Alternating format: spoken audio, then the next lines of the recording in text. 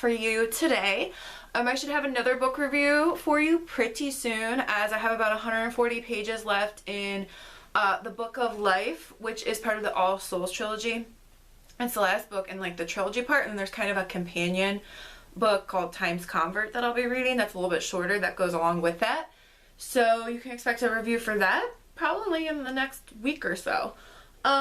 But this is a graphic novel, and you may have seen this book before if you're a subscriber to the channel, because I did do a review for it already on, well, not a review, but I did do like a haul of it in a recent Dollar Tree video. So this, I found at Dollar Tree for $1, and this is a graphic novel. But before I get into that, first let me introduce myself. Hi, my name is Jen. This is an introverted lifestyle channel, so I do book reviews, writing videos, beauty hauls, shopping hauls, Dollar Tree hauls, crafting, kind of anything which I consider like introverted lifestyle. That's just something that I've decided to call it because it fits my personality. So if that's you too, be sure to hit that subscribe button so that you can be notified if you hit the bell when I upload new videos.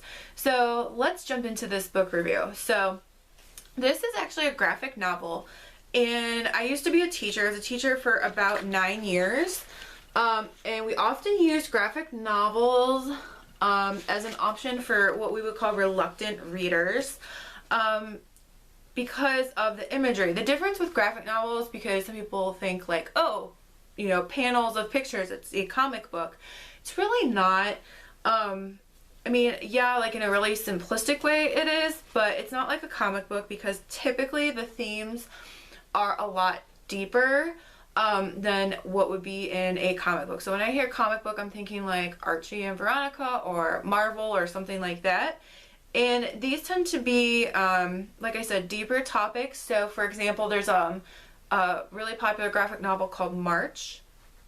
And that one has to do with the civil rights movement. It's actually a series of several graphic novels. Nimona is one that I think I've actually reviewed on this channel. There's also the Lumberjanes. There are some that deal with, like, you know, the Holocaust or being bullied. There's just a really vast array of options out there.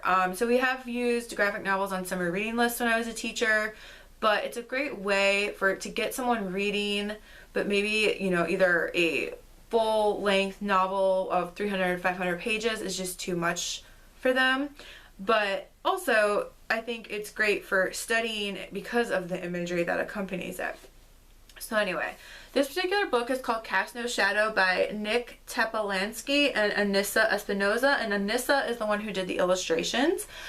For me, I typically can read this in about an hour or so. This particular story was adorable. So it's all in grayscale, but this boy, basically Greg has no shadow, and he, I guess the best synopsis I can give without giving anything really away is that he has no shadow, and he's kind of like picked on for it when he's young.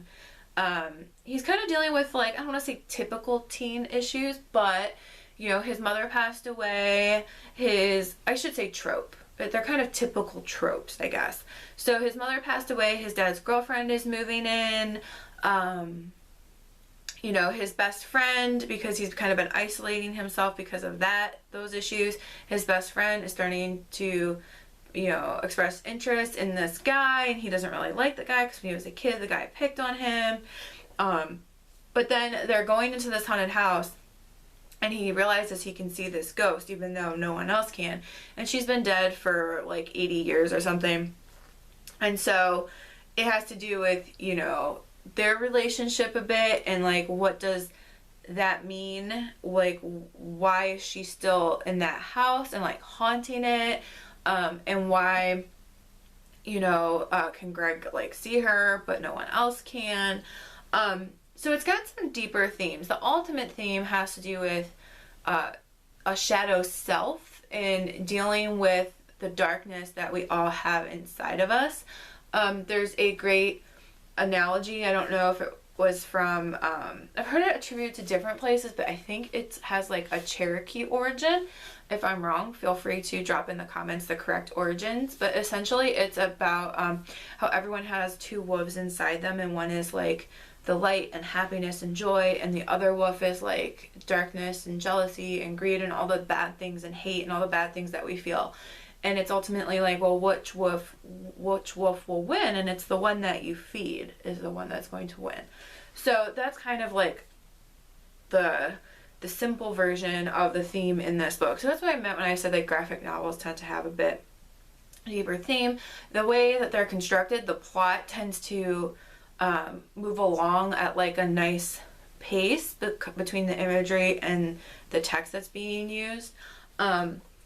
But yeah, this was super cute. Like I said, I found it for $1 at the Dollar Tree.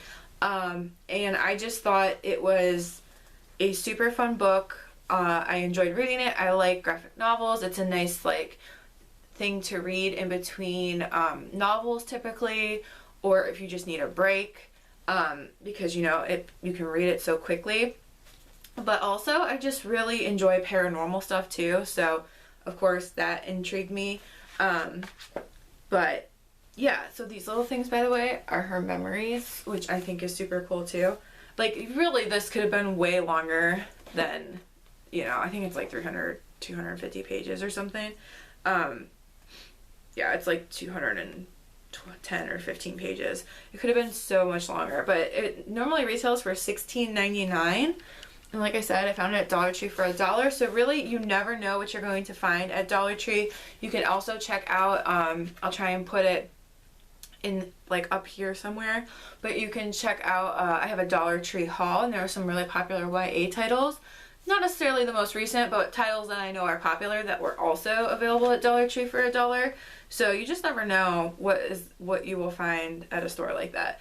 So this was super cute. I mean, it wasn't like life-changing. I did give it 4 stars. It's kind of probably more like in the 3.5. Like there was a little bit of like, I don't know, like the plot really could have gone deeper, I think, in the ending with like the shadow and stuff and like what it meant. It got a little crazy, and so I think that could have been done maybe a little bit better. But overall, I thought this was a really great book. Has some great themes in it.